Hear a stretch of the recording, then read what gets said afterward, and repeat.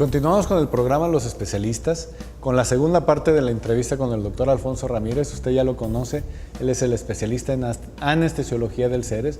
Alfonso, bienvenido nuevamente, nos quedamos picados con el tema y decidimos grabar una segunda parte de esta entrevista.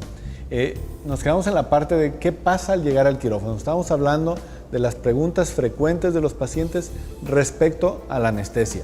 ¿Qué pasa al llegar al quirófano? ¿Qué quieren saber los pacientes de lo que sucede al llegar al quirófano? Mira, al llegar al quirófano van a pasar primero a una sala que se llama sala de recuperación. Ahí se va a ser atendido por el primer equipo que va a atender a la persona durante toda su experiencia en el quirófano. Es un equipo especializado de enfermería. Van a tomar el nombre, los datos clínicos de la persona, el nombre, verificar que esté correcto el expediente, verificar que estén los consentimientos informados, que es algo que no todos les dicen a las personas. Tienen la capacidad de firmar un consentimiento donde autorizan a que los médicos realicen la cirugía. Sin esos consentimientos no pasa al siguiente nivel, que es la cirugía, ¿no? Así es, deben de estar firmados y entonces empiezan a prepararlos.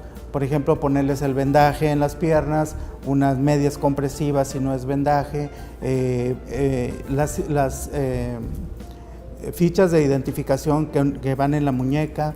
Todo eso es importante que lo sepan, porque si no, creen que van a entrar directo a quirófano y no es así. Hay que hacer preparativos. Claro. ¿Va? Incluso en esa zona van a ponerles la solución intravenosa donde se le va a pasar los medicamentos de la anestesia.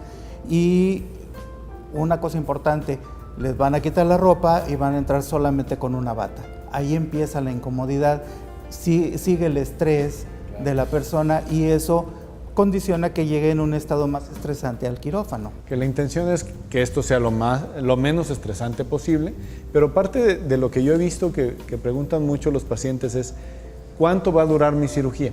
Así es. Y muchas veces en casa, cuando usted lleva a su familiar a un quirófano o a un hospital para ser intervenido, piensa en horas como si fuera desde el momento en que sale el paciente de la habitación hasta que regresa, ¿no? Y dice, bueno, ya pasaron 6, 7 horas y en realidad hay un proceso previo al pasar a quirófano que se llevan en recuperación alrededor de 30 minutos a una hora, ¿no?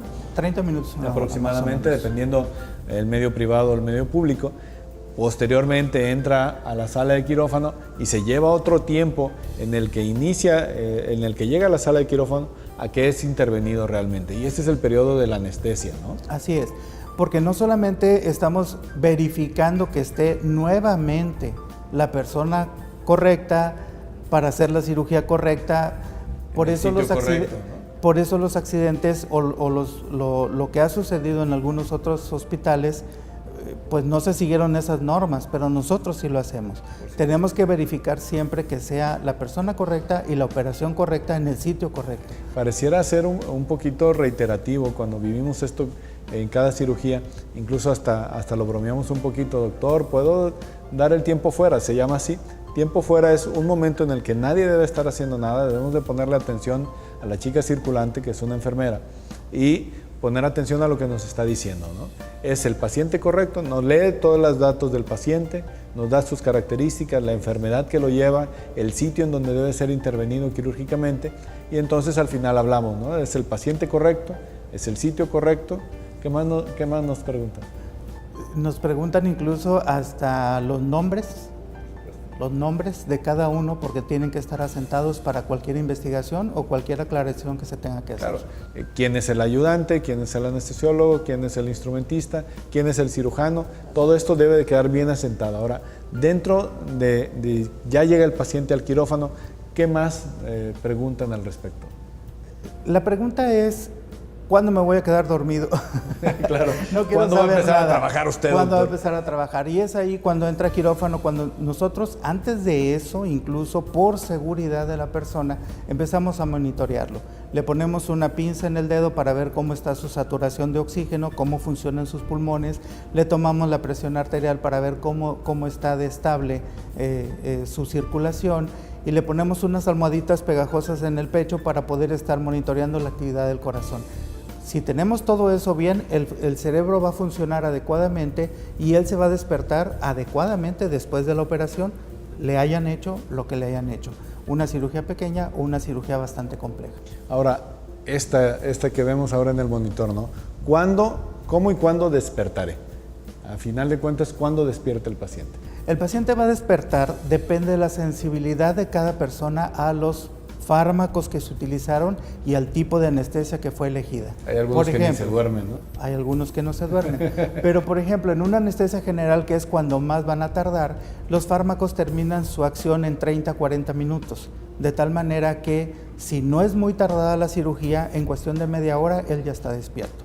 Si es muy tardada la cirugía o el paciente es muy sensible a los medicamentos, puede durar una hora, hora y media, cuando más, en que ya esté consciente y ya nos pueda decir adecuadamente cómo se siente y si tiene alguna molestia. Hablando sobre esto, el paciente busca despertar de una manera tranquila y nosotros como equipo buscamos eso, ¿no? Que el paciente de repente, y me gusta mucho, y déjame presumirlo, los pacientes que anestesia el doctor Alfonso Ramírez de repente dicen, ¿qué? Ya se acabó la cirugía, ya me operaron realmente. Y eso es muy bueno porque el paciente desde recuperación estuvo sedado, estuvo relajado, estuvo tranquilo, no sintió absolutamente nada y eso es lo que estamos buscando. Otra de las preguntas, ¿por qué es importante el ayuno? ¿Por qué es importante, Alfonso? El ayuno es muy importante porque si no se tiene ayuno podemos entrar en una cosa realmente grave. Al utilizar los medicamentos para la anestesia se pierden los reflejos protectores del organismo. Entonces va a estar acostado, dormido, puede salir el líquido que haya tomado o el alimento que haya tomado hacia la boca nuevamente y entrar a las vías respiratorias. Entonces tendríamos un problema bastante serio. Una broncoaspiración. Como lo es una broncoaspiración, que si es en mucha cantidad, en ese momento hay un desenlace fatal y si no, va a terminar en una terapia intensiva con una neumonía. Entonces, si lo vamos a operar de unos juanetes, por decir, va a terminar en terapia intensiva por una neumonía, pues por eso es muy importante el ayuno. Esto se veía mucho más con anterioridad cuando no se llevaban a cabo todas estas medidas, ¿no? Incluso se puede llegar a ver cuando los equipos quirúrgicos no llevan a cabo los protocolos y no cuidan esto, solamente lo que quieres es pasar al siguiente y eso no debe de suceder, al menos con los médicos del CERES no sucede. Somos un equipo, realmente trabajamos así y buscamos darle la seguridad al paciente y eso es lo que nos agrada de la forma en que estamos trabajando, estamos muy contentos con esto.